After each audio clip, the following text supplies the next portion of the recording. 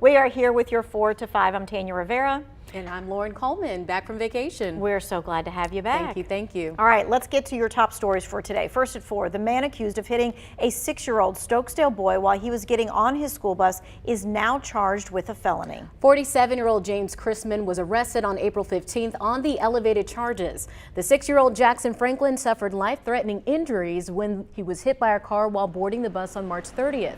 Investigators say the bus's stop arm was down when Chrisman passed the bus on Highway 65, hitting Jackson. At the time of this crash, State Highway Patrol said Chrisman would likely face felony charges, but he wasn't charged until more than 2 weeks after the crash. He's now facing a Class 1 felony for passing a stopped school bus. He's scheduled to appear in court May 23rd. Now, as for Jackson Franklin, his family said he was moved to Levine Children's Hospital in Charlotte for intensive rehab on April the 14th. They said in a statement just last week, he is working hard daily and we are seeing improvements every day. We are grateful for all of the prayers and support we have received and ask for continued prayers for complete healing. Today, new video was released in another story following a deadly Greensboro officer-involved shooting. Now, that shooting happened last August when a police officer shot and killed 17-year-old Nisanto Crenshaw. Today, 104 video recordings from that night, hours of footage, including the moment the officer fired, were released. Yeah, WFMY News 2's Amber Lake breaks down what we have learned so far. First off, I want to warn you, the footage that you're about to see may be tough to watch. This clip right here is what's been at the center of the case. Just about 10 seconds showing the officer getting out of his car and firing at the car filled with teens. Get on the ground! Get on the ground! Do it now! Stop! Shots fired! Shots fired! Greensboro police say they were trying to pull over the car last August, following it to a dead-end shopping plaza parking lot on West Market Street. Police said 17-year-old Nisanto Crenshaw, along with 4 other passengers, were in the car when it started as a traffic stop for using high beams. It then came back that the car was stolen. According to Greensboro police, the white Nissan drove off when Corporal Matthew Sletton continued to follow the car. That's when he gets out, yells for Crenshaw to stop, and fires. Again, it happens in less than 10 seconds. Corporal Sletton was the only officer on scene at the beginning. He cuffed a teen who was still in the car. The other teens had run off at this point. On his body camera, you hear the officer's explanation for the shots. He ran at me with the car. I am not going to hurt you, but you need to listen to me. Crenshaw was shot in the neck and died at the scene. The DA did not file criminal charges, saying the car was used as a weapon and the officer was justified to shoot his gun. Attorneys for the Crenshaw family disagree, saying the teen was attempting to drive around the officer. Corporal Sletton is still on administrative duty at the police department. The Crenshaw family has filed a federal lawsuit against the officer and police department. Amber, thank you. We will see you back at 5. You can find more on this case and a link to all the body cam video released on our website. That's WFMYnews2.com.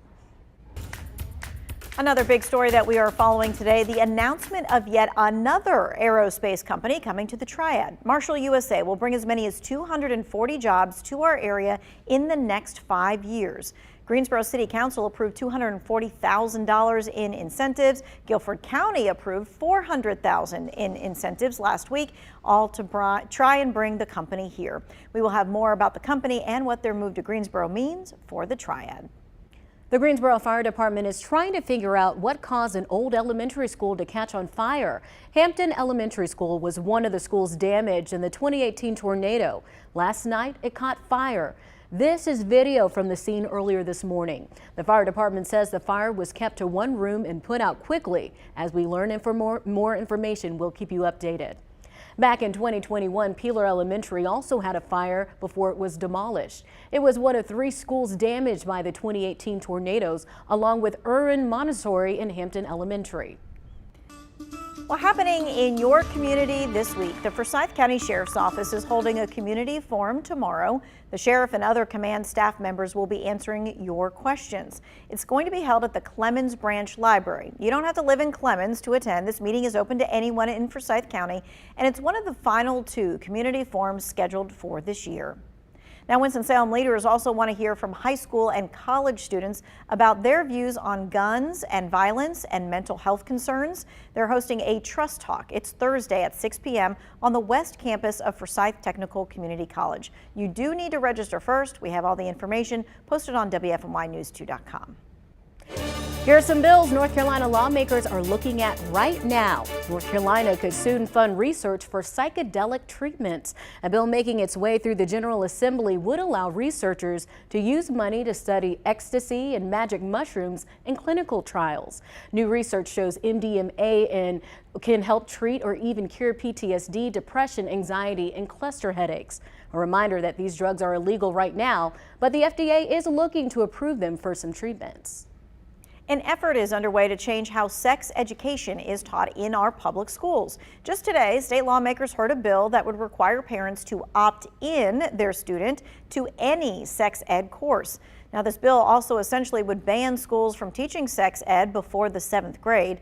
Once a student is in the 7th grade, parents would then have the chance to review what will be covered in any sex ed class, and they would then have to opt in for their student to attend those classes. School lunch debt in North Carolina is reportedly breaking records. Part of the problem is the ending of the pandemic-era programs and benefits like enhanced food stamps and free lunches for students. Lawmakers are now involved in the Free Meals for All Act. It would provide every student with breakfast and lunch for free. The bill would send $172 million in taxpayer dollars to the Department of Instruction. Ultimately, the state board and local school leaders would determine how to use the money. A new report by the National Education Association shows teachers in the Carolinas have some of the lowest starting salaries in the country. They say North Carolina ranks about 46th right now in the country for starting pay. Now, this all comes as discussions continue in the state houses about what kind of pay raises teachers could expect next year. The North Carolina House wants to give teachers about a 10% raise over the next 2 years. The state budget will most likely not be approved until summer.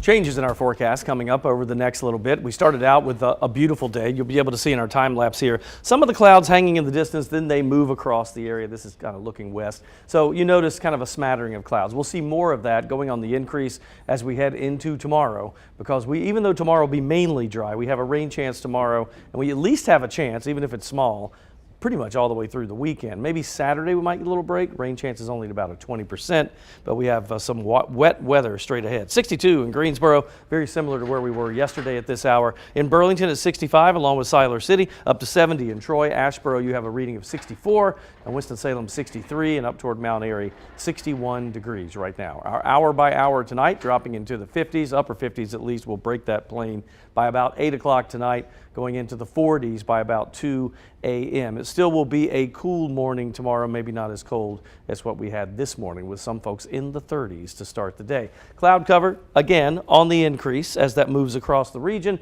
but really we have to go out to a bigger picture here for you to see the next system. Now, the issue here is that a lot of these frontal boundaries that we're seeing, they kind of hover over us, and then little waves of low pressure will ride along that like roller coasters on the track, and there's just one little chance of rain after another as that stationary front kind of lingers across the area. So look for a chance of maybe a PM shower, a late day shower tomorrow. It's only 20%. Go up to a 30% for Thursday, 70 on Friday. I think Friday could be a washout. Highs drop to 63 by then, after tomorrow's 67. And then 70 on Saturday. That's a good day. Saturday, partly cloudy, only a 20% chance. Late day, 50% on Sunday. That could be another wet one. And then next week, upper 60s and more sunshine Monday and Tuesday.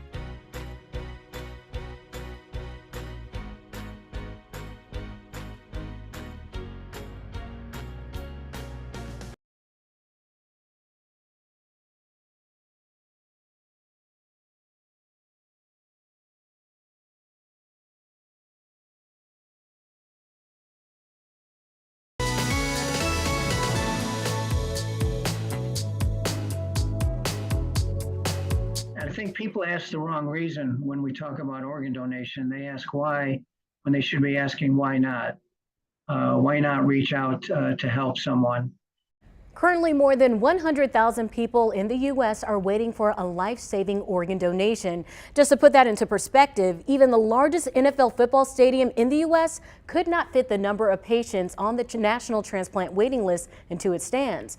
Dr. Bob Strata is a professor of surgery and the director of transplantation at Atrium Health Wake Forest Baptist.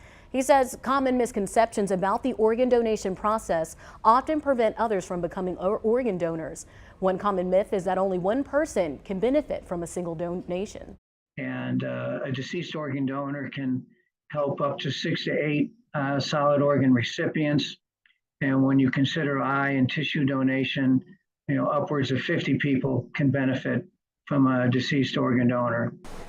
Though every person is born with 2 kidneys, Dr. Strata says only 1 kidney is needed to last an entire lifetime. He says living donor kidneys also last twice as long as deceased donor kidneys.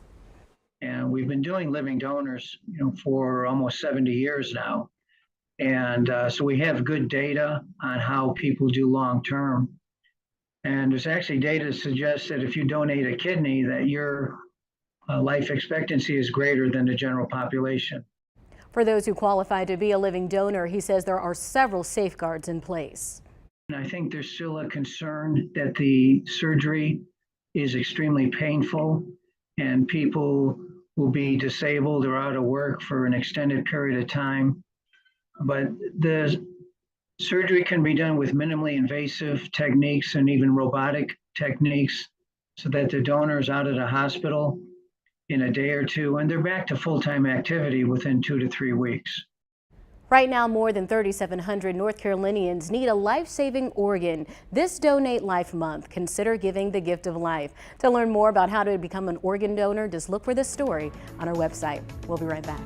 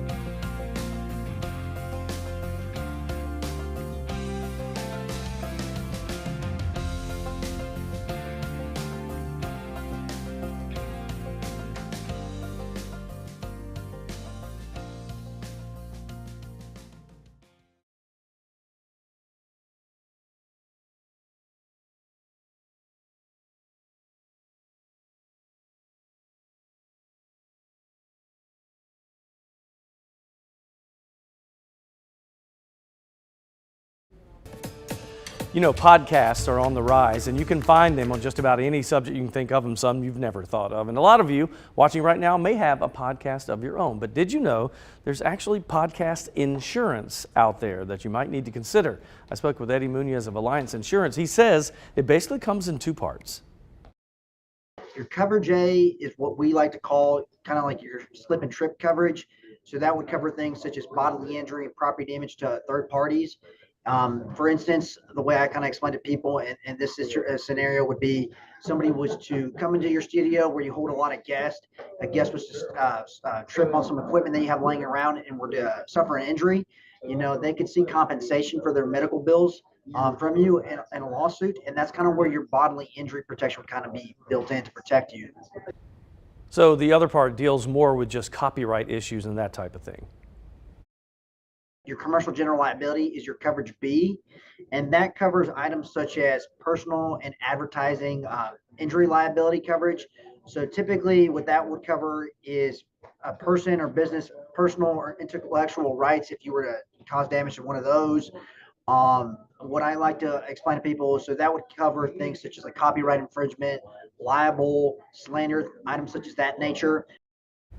Because if you think about it with podcasts, sometimes depends on what type of podcast you have. But if you have one that's a little bit controversial and people are giving their opinions and you have to edit it and they think you edit, stuff we deal with, right, in TV. So he says you need to check with an insurance specialist like himself before you say, oh, I'm covered, I got coverage A and coverage B, because sometimes they need something extra called a media liability coverage, and that will cover libel or slander depending on how you're delivering this product. So it's a lot to think about. I think this is so interesting because there's so many podcasts out there. I have friends who have podcasts. It's something that I've even thought about, but it's becoming more popular and is relatively new. So I didn't even realize there was something like this out there. And as I was reading more about it, beyond tripping over a cable in the studio, say someone has an allergic reaction to something in the studio, they can sue you for that as well. So I think anything that you can do to protect yourself in a situation or an arena that's so new as it is, I think this is really important. Cost-wise, real quick, a standard like normal liability coverage policy, he said, is between $800 and $1,000 a year. So that's not that bad, but if you have to have that media libel policy, then that can be sometimes expensive. It depends on what you need. So did he suggest that starting out you should only get one or both, or depending on how popular you are? Because somebody starting out, they might not have the funds to get that kind of coverage. Or even the thought process. Or even the thought. Like I said, I didn't even know this was a thing. I think it's great you're doing this story. You would have to consider your topic. Okay. Because if it's going to be a political or confrontational, something that someone could say, he said this about me, it's slander, I'm taking him to court. If you're doing like great Hollywood stories or something, it's probably not that big a deal. Or hair products or something like that, you're probably fine. Although you just never know. You do not know. Because people get offended about all sorts of things, and so you got to protect yourself. Just when you think that you're taking yourself, oh, I'm just going to do this for fun or as a hobby or whatever, you really do need to protect yourself. He even said, even if you're the guy just helping a friend out with a podcast because you might have the equipment, you could be liable too. Okay. So. Protect yourself. We might need to do the story again. There's people even in this newsroom that have podcasts. That's exactly right. Yeah. All right, let's talk about our forecast real quick and see what's going on out there for the next week, our 7-day.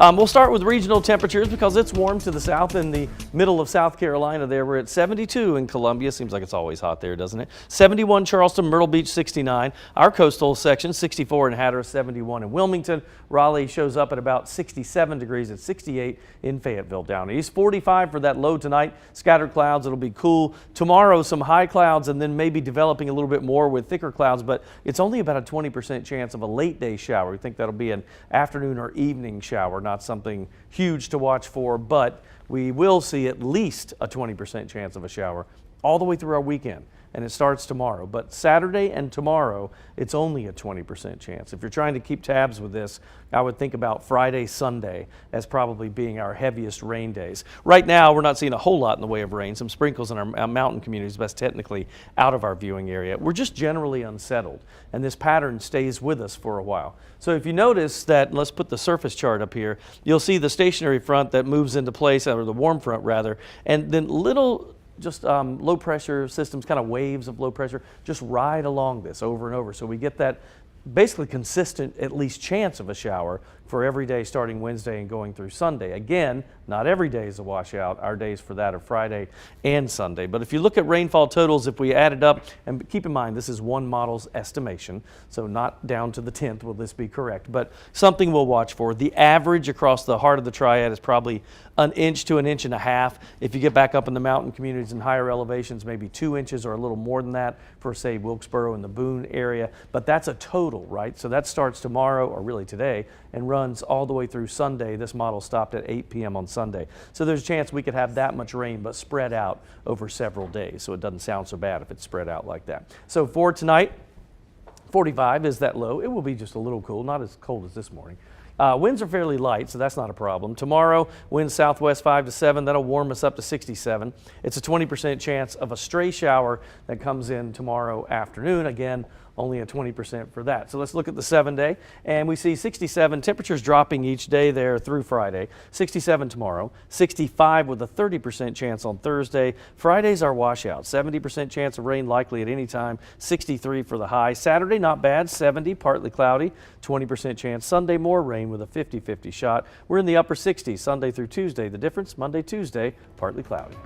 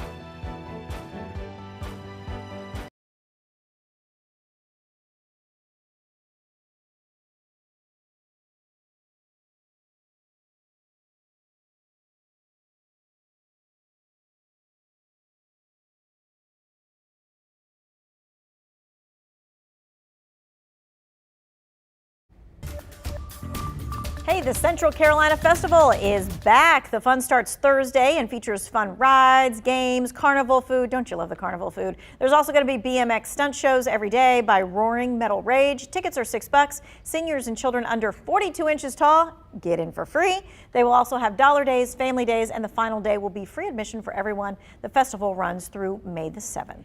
And now that festival season is underway, I asked you on Facebook, what's your favorite festival? Derek Ellis says Memphis in May. I love the food and southern hospitality of the good people attending. Kevon Williams wrote Essence Festival in New Orleans every year in July. Holly Cook says the Bushy Mountain Apple Festival in North Wilkesboro. Shopping and eating so many apple recipes. Carolyn Thomas, Bright Leaf Hoedown in Yanceyville, North Carolina. Love the food, music, and seeing all my friends. Lots of festivals that were listed out there. Anything and everything you might like, there is a festival Yes. for. Yeah, there is. Absolutely. Woolly Music, worm. food, all of that. Woolly Worm. For me, I've been to quite a few festivals, but I've talked about Memphis in May, the Music Fest, but I love Barbecue Fest in Memphis. So what it's like is it's a 2-day festival. People from all over the world come to compete to cook their barbecue, but the night before the championship, it's a huge party. There's all these different tents downtown, and some of the tents are 2 to 3 feet tall. There's DJs, there's like music. 2 stories and 3 stories. Yes, stories. I said feet. Yes, stories tall, and you have to get a wristband in order to get into a tent. So it's not like you could just show up there. So you're kind of like getting to know people and like talking your way into a tent. Like You like that? I can see you talking your way into a I got tent. into several tents. Talking your way into it. But it's a good time. So if you're ever in Memphis in May, the barbecue festival is a part of that too. Nice. Well, our barbecue festival, not too shabby either. No, I love it's going not, to yeah. that one. But you're only going to get one kind of barbecue. That's right. Usually, right? That's Where right. yours is Which like is it's like sample. People smatterings. from all over, Yep. come together. I like any festival with music, right? So I'm looking forward to the new beach music festivals that are coming course, yeah. downtown. I believe it's next week is the first one, May the 4th, with the Tams, just saying. But those are some of my favorites when people get off work. I love after work things, when people just Yeah. come down at 5 Right, or 6 yes. o'clock. And And that one's during the week, correct? It is, 'Cause Thursday I nights, plan yeah. to check it out. And one of my favorites in North Carolina is the Kite Festival. Yes. So that's at Fort Fisher, and they bring kites that are like life size, right? So there's a pig that flies, and there's a dragon, and there's a whale, and it's huge, and those. it's I love really that. beautiful. It's in November, usually the first weekend in November. Adding toward that to my Wilmington. list, Yes. my Me long too. list of things To I do, still that's have right. to complete. All right, we'll take a break, pay some bills. We're coming right back.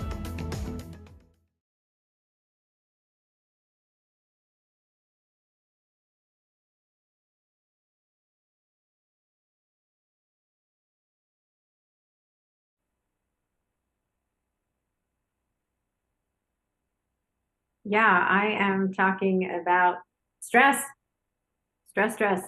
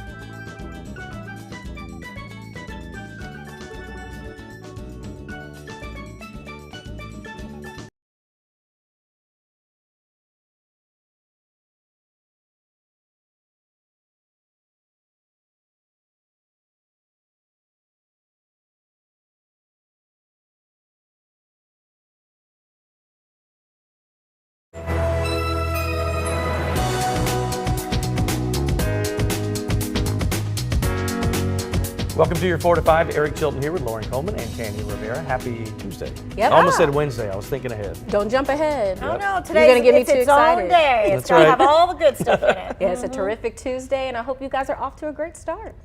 Yeah, and so, normally I'm not in this, spot here. Yes. So I'm happy to be here, and I don't know, maybe you're watching on what, like Roku or Fire Stick, Or WFMY Facebook. News 2 app, the whole Facebook thing. I was like, that is so cool that you can watch us in all the different ways. So many ways. If you're about to head out the door, just plug us in your car. You can listen to us Yes, on the that's way right. to your destination. Don't have to I watch. like that. Well, lots of news to jump into. This other story, a company from the United Kingdom is setting up shop in Greensboro.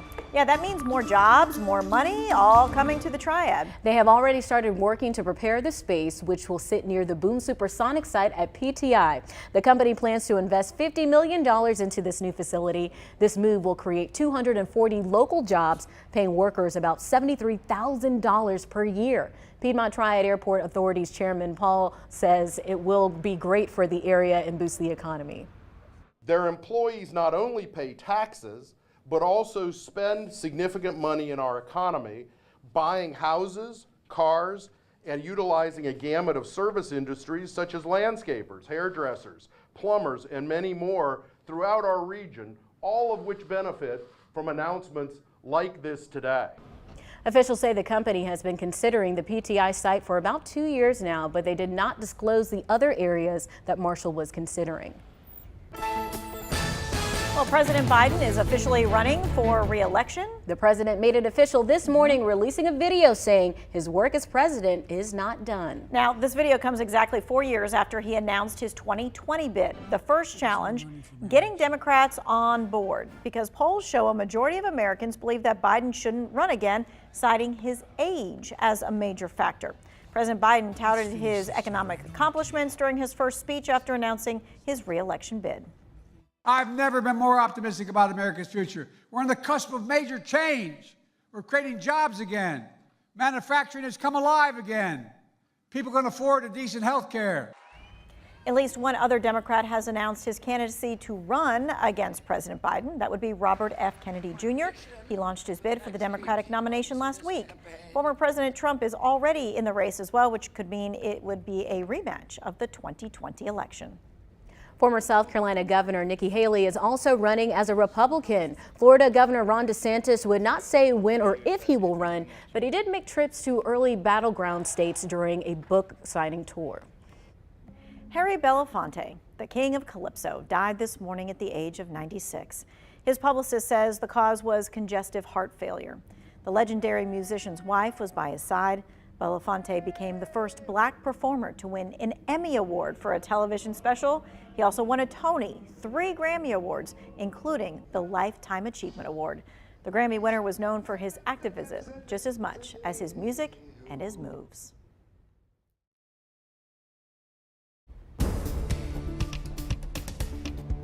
Loved his music, that's for sure. All right, let's talk about changes in our forecast. So from sunshine and 70s, the way we were a few days ago, now we're seeing closer temperatures to 60s, maybe low to mid 60s for the next several days. In fact, in our 7-day forecast, we don't have a day that we're at or above our normal temperature. So a week of cooler weather, maybe not cold, but cool. 62 in Greensboro right now. Burlington, you're at 65. We'll see 63 for Reedsville, Walnut Cove 64, Mount Airy 62. To the south, Lexington and Asheboro both at 64. And Troy has dropped a couple degrees in the last half an hour or so. They're at 68 right now. We expect to see some 50s as early as 8 o'clock tonight, upper 50s, dropping down to those 40s for our overnight low. So it will be not necessarily a cold overnight low, but cool. So 40s and 60s, probably mid for both for highs and lows as we head into the next 24 hours. Cloud cover for us, we're seeing a few scattered clouds here and there. Most of it, though, with the rain will come in day after tomorrow. We think tomorrow is only about a 20% chance of a shower, not a huge chance for that. But those rain chances, they're all over the place, aren't they? I want you to look at our 7-day and also take a look at the overnight lows. Overnight lows are mild. We don't have to worry so much about that. In fact, the coldest one will be 42, and that's Tuesday morning of next week. But until then, we've got 67 tomorrow. That's pretty comfortable. Rain chance is pretty slim, but 30% Thursday, 70% is a washout on Friday. Heavy rain expected on Sunday as well. And next week, partly cloudy, upper 60s. There are some tiny pests creating problems out on the East Coast, and state governments are asking for your help to track them down. Okay, so what were you talking about? This guy right here. He's pretty, but he's a pain in the neck. Yes. He's the spotted lanternfly. The agriculture experts are removing their eggs from trees to stop them from spreading. They say these insects have popped up throughout 14 states in the mid-Atlantic and New England area and led to hundreds of millions of dollars in damages. So these bugs don't bite, they don't sting. The pests can puncture, though, the profits of several major industries, including timber and wineries. What it does is it steals all those resources from the grapes and can affect grape quality, grape flavor. Officials say if you spot the eggs or developed insects, take a picture, report the findings to your state's Department of Agriculture, and literally smash it. Yeah, just smash it or stomp them out. Typical insecticides for spiders and ants will not exterminate them. All right, let's go to a cuter creature. Yeah, let's do that. The newest otter pups at the NC Aquarium at Fort Fisher have made their public debut. Gemma, Kai, and Rin were released into their habitat this morning. Aquarium staff say the pups have reached two important milestones: exploring the shallow water and eating solid foods. Look how cute they are. They're ready to meet the public, and this video was posted by the aquarium showing their first interactions with people outside of staff. They joined their siblings, Stella, May, and Celine, and their parents, Leah and Quincy, in the public exhibit at the North Carolina Aquarium at Fort Fisher.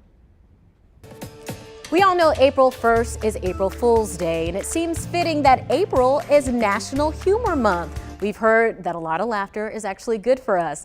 Blanca Cobb, who has a master's degree in psychology, and I are talking about that today, how humor is beneficial. So Blanca, let's get right to it. According to the Mayo Clinic, why is humor so good for us?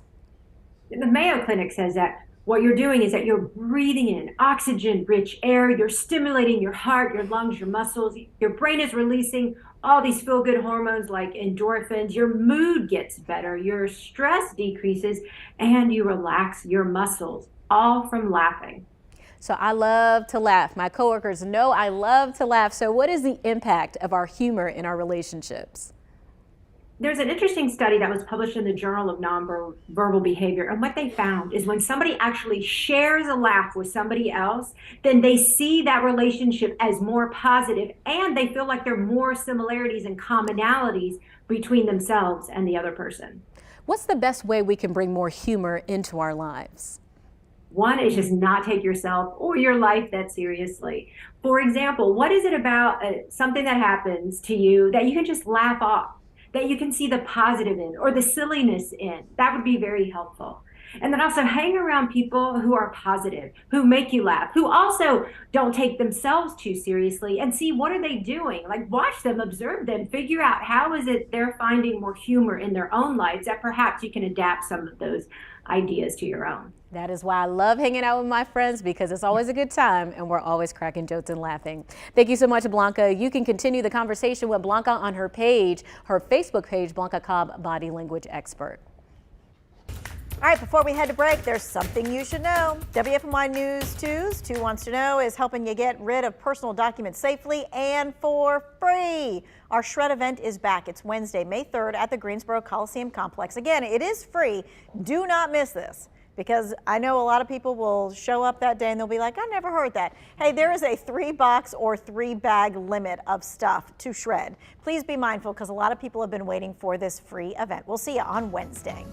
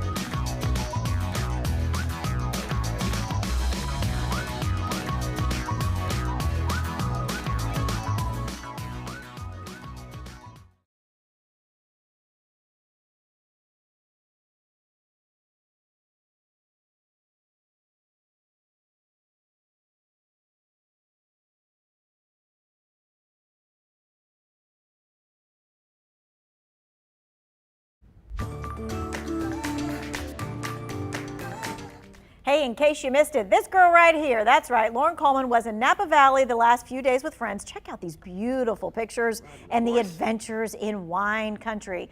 I always love to debrief with people after a trip. So how would you describe your experience? Magical.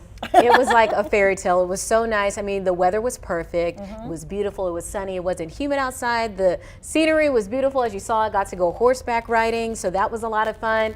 And the wines, of course, they were great. So I love a white. And I also like a red, but I had a couple friends who don't like reds, but those wines, they fell in love with red that weekend. Yeah, I think it's a whole different thing. It's a whole thing, yeah. You've been to Napa? I have. It's been 20 years, but it's absolutely beautiful. And you mentioned the weather. It's always nice in Napa. It's just comfortable. It was just perfect. And of course, when you think of Napa Valley, you think drinking wine, of course, right? Yeah. But you really learn a lot about like the farming aspect. Absolutely, because like I said, I do like to have a glass of wine every now and then, but I didn't know too much about how it's made or just the process that goes into it, and learning that the different types of grapes, the names, Merlot, Chardonnay, Bordeaux, like those are the actual grapes that make the wine, not just the names of the wine. Well, it's interesting too, because you find out it's so complex and you think it's just fermenting grapes, and it's not. I mean, it's a whole thing. So sommeliers that can truly taste all those hints of this, that, and the other, I don't get it how they do that. Right, and they don't like put in like grapefruit taste. No. It just happens in the grape, depending on where you put it on the hillside or what the weather is like or whatever. And knowing what to pair it with, what cheeses to pair it with. Like this tastes good with a truffle, this tastes good with a Gouda. It's really mind-blowing. Mind-blowing, Yeah, they are professionals with that. All right, I saw this next story and I thought of the trip.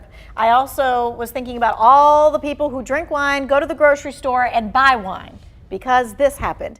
The 2020 wildfire season destroyed nearly 20 Napa area wineries and damaged dozens more. Now, vineyards lost a good part of that crop that year because the smoke was actually absorbed into the skins of the fruit. Everything has a taste, and if that taste isn't going to help bring out the expression of the fruit, then you're not making a better wine. All right, well, the smoke did not destroy all the grapes. In fact, the smoke sometimes created a new taste. To characterize the 2020 wines, I'd say they have a little more of a riper aroma to them, and a little bit more of a bigger, richer structure to them as well, which is also related to those heat events that we had in September. All right, so 2020, a tough year in so many ways, right? Oh, yeah. But something beautiful came out of it. Very interesting. While he was saying that, I looked at Tanya and said, oh, maybe a red might taste good with some smoke mixed in there of the grapes that made it, I guess. It's just interesting how nature works, right? And interesting how a natural disaster can actually be beneficial in this way when it comes to food. In some ways, right. So maybe the next time you go to the store to buy wine, look for one in the Sonoma or Napa Valley region, right? With the vintage year of 2020. Okay. And then you can taste the smoky grapes. I might have to order some from some of the wineries that I you went visited to. from Right. the year of 2020. Right, and if you want some tips on that, you know, you just need to find her on Facebook. Just holler. Nice, yeah. All right, we're going to take a break. Coming up, we're talking about UFOs. Stick around.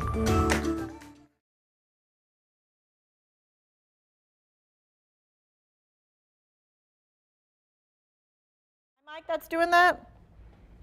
I think they're going to check to see. Okay. Because I think it wasn't mine that passed out. Yeah, there's a zipper, but like it doesn't move. Hello, hello, hello, hello. Ice cold milk and an Oreo cookie. They forever go together like a classic combination. Win a dark, delicious cookie. It won't do it on demand. It never does.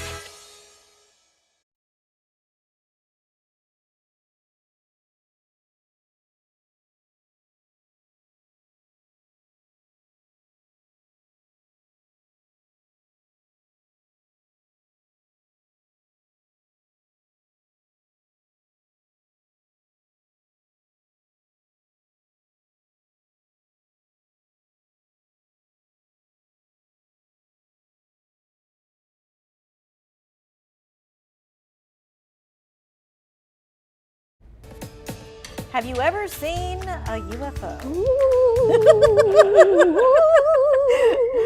Well, whether you believe it or not, it's not stopping a group in San Diego. More than 200 people attended a 3-day conference this past weekend called Portal Ascension. Did I say that right? I think so, Okay. yeah. Ariana Cohen from our CBS sister station has more on this out-of-this-world event.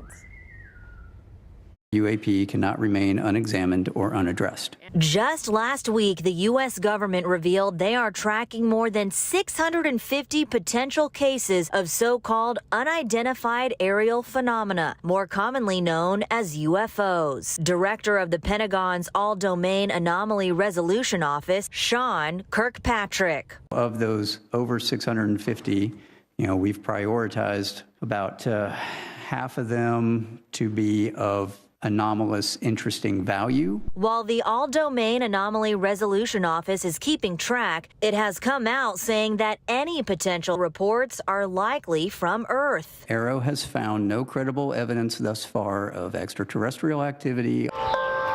But that's not what everyone thinks. We are not alone. So if you see something strange in the sky, it's really, I consider, a 50-50 chance that it is an alien contact. More than 200 people from San Diego and across the country are attending a 3-day conference called A Portal to Ascension. Investigative reporters, scientists, authors, and film directors are at the Marina Village Conference Center to participate in panel discussions to disclose their latest findings. We're not alone in the universe. We've never been alone, and that life is not an accident. It's not a freak of nature. I talked to scientists and authors at the event who say they have all seen UFOs, and they all agree humans are not alone on planet Earth. I have. I actually grew up in Florida, where I saw an UFO in the 60s and then saw other ones here in California. So there's California and Florida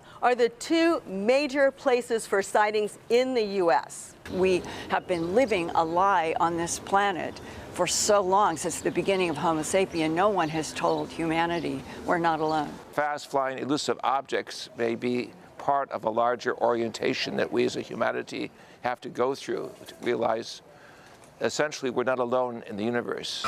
While the debate continues on about whether there actually is life somewhere else in the universe, people I spoke to say the Pentagon looking into UFOs and unidentified aerial phenomena is worth noting. We can actually realize that we have the tools and techniques to really create harmony and peace on Earth.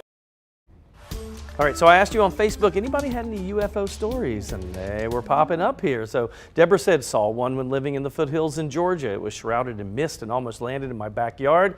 Me being me, started walking out slowly, keeping to the shadows, but when it sensed us, it turned off and shot away like a speeding bullet. Kathy, she had a long one here. She said, coming home from work, I got to my apartment. Everybody was pulled over to the center turn lane, out of their cars, and I see swirling blue lights. Thought it was the police, so I pulled over, got out of my car, looked up, and there's this ginormous object so close I felt like I could reach up and touch it. Half a dozen cars there, nobody said a word, and then it just zipped off. No sound at all. Yeah, she says, I look up and that object was very close to her. And but there were other people, I didn't have time to get all the comments in, but there were others that said they had seen something strange and wasn't sure what it was. We had, I told Lauren this before, 2 years ago, we were at Holden Beach and we saw 4 lights that would move in conjunction. So I thought it was drones because they can do that. But then the way they moved was different.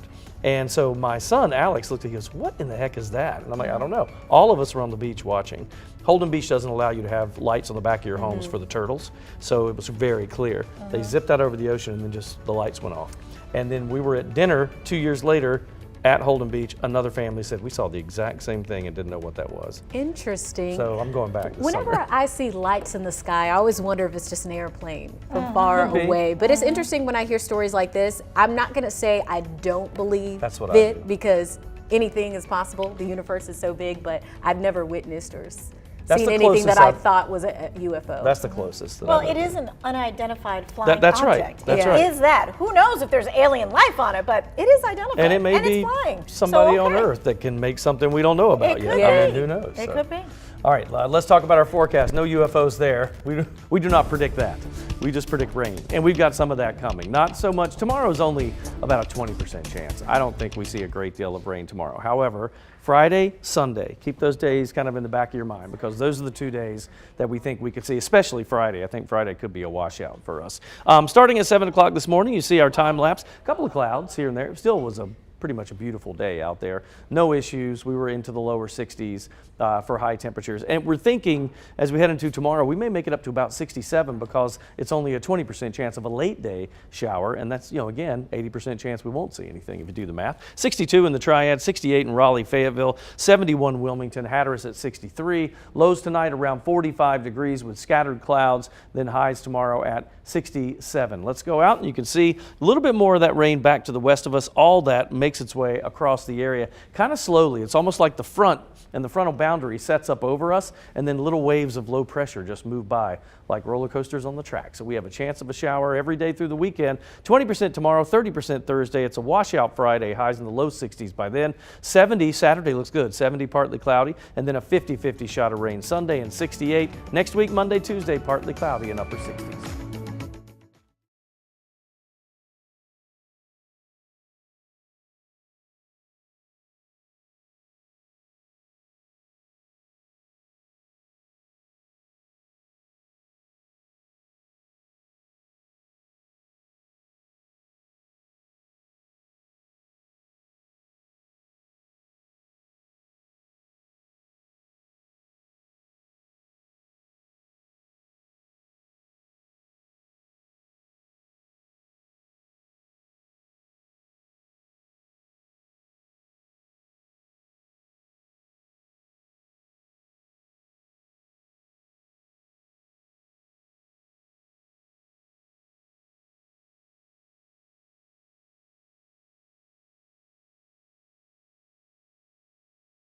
He has denied all wrongdoing in any of these incidents.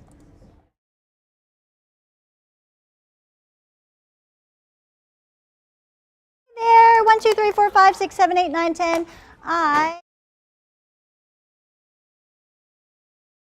1, 2, 3, 3, 2, 1. Chili, chili, chili.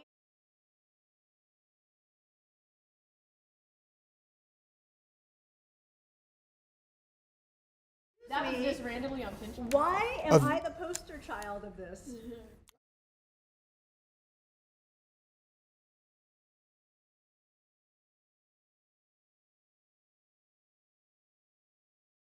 Airport. As you can see, work is already underway.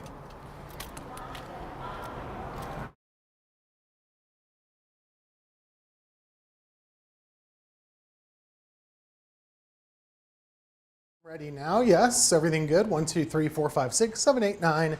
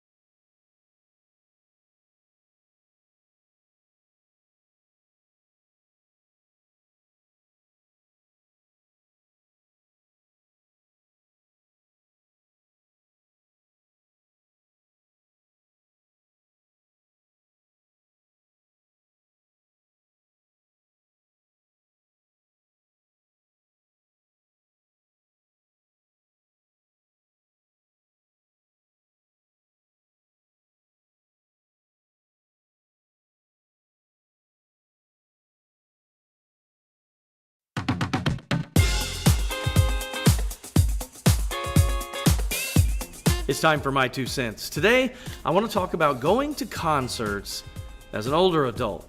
So I'm in my late 50s now, and I'm wanted to go see New Edition, Belle Biv DeVoe, probably more Belle Biv DeVoe than New Edition, but I wanted to go. And going to concerts that are people that I grew up with is so different now. I mean, you think about when you were younger and you couldn't wait for the big party and heading to the concerts. And now, so I go to these concerts, and most of the people there are probably within 5 or 10 years of my age. And it's just interesting. So we watched these people that we loved when we were all younger, and I was, enamored with the music. It brings back so many memories. I think music is mostly nostalgia, and to hear them sing those older songs really does your soul good and brings back so many fun memories.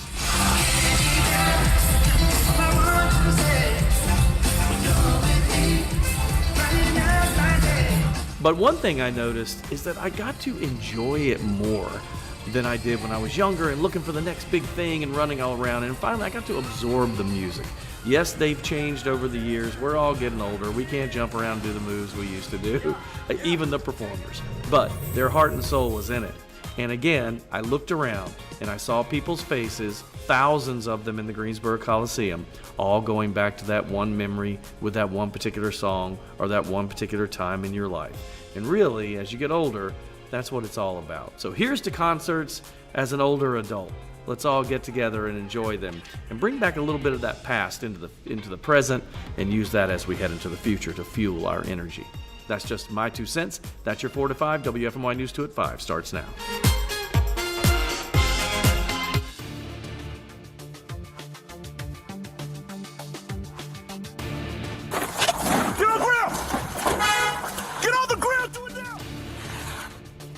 The Greensboro Police Department releases videos of a deadly officer-involved shooting, and there are many of them. More than 100